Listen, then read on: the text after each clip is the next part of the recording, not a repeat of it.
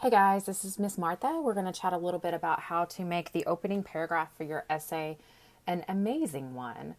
So, first of all, we have talked about this before, but your opening paragraph is unlike any other paragraph in your essay in that it may only be 3 sentences.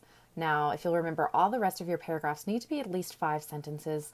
7 really is a great paragraph, 9 maximum. But for your opening paragraph and your closing paragraph, which we'll talk about on another day, you only need to do 3 sentences, 4 maybe, not much longer than that.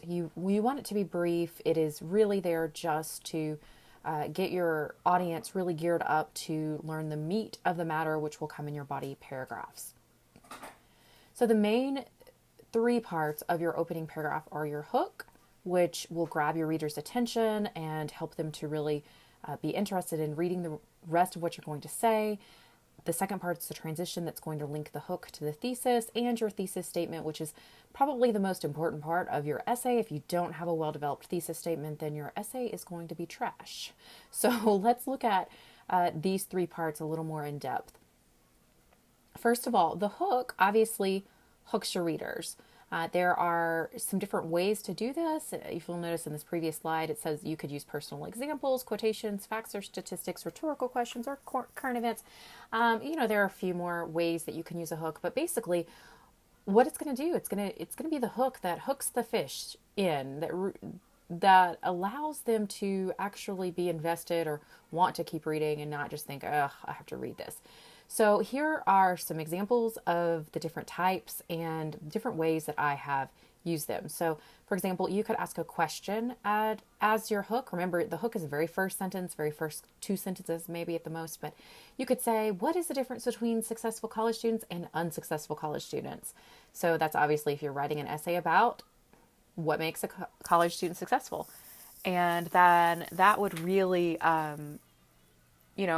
reel the reader into wanting to know, okay, what does make a successful versus unsuccessful college student?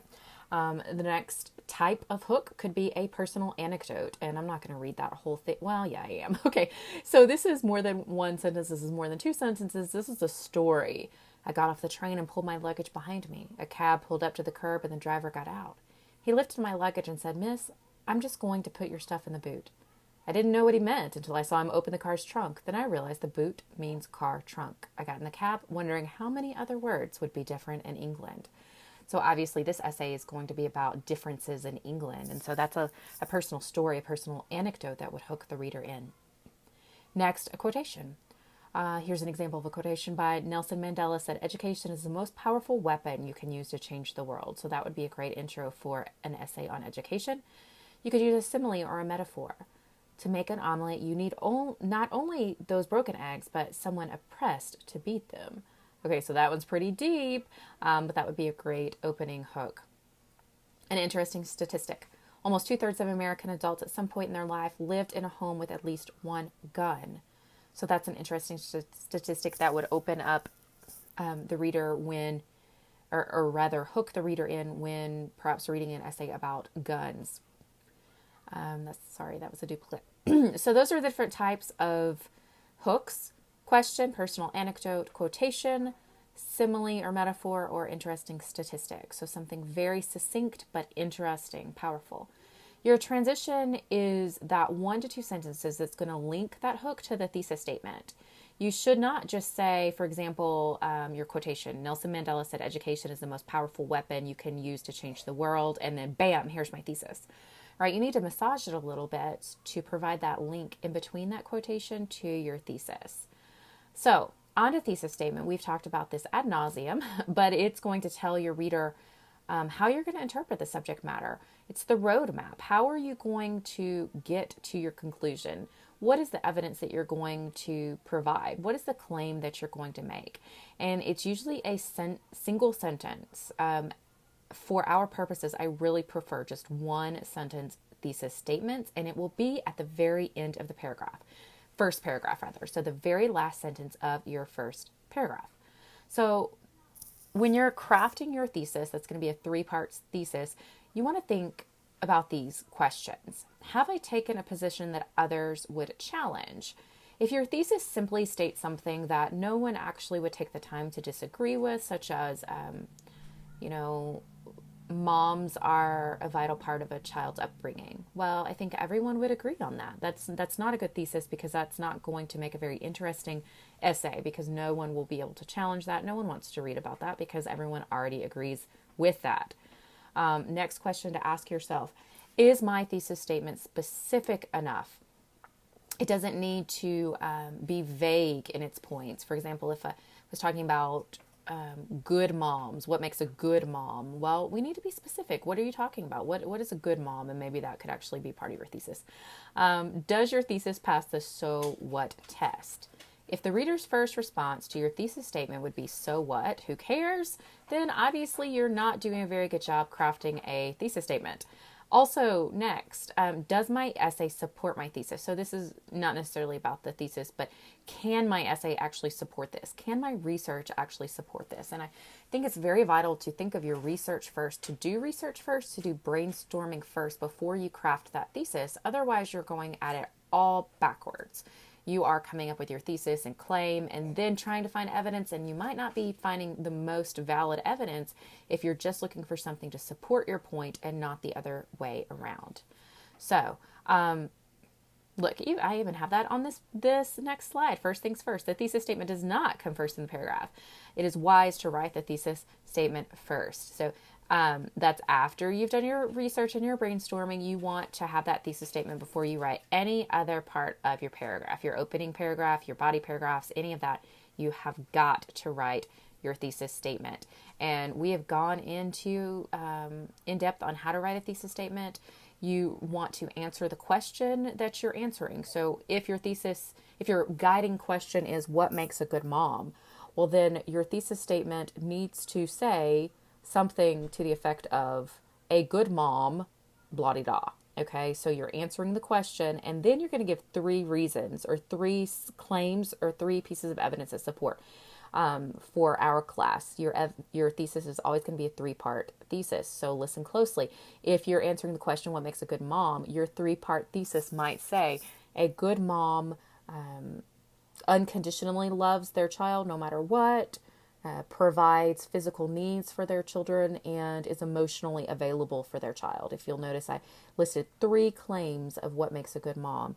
And that's really important, because if you do not have a 3-part thesis, then you are not going to have those 3 very clearly defined body paragraphs that we have spoken about in the past as well, because then your 3 parts become the body paragraph.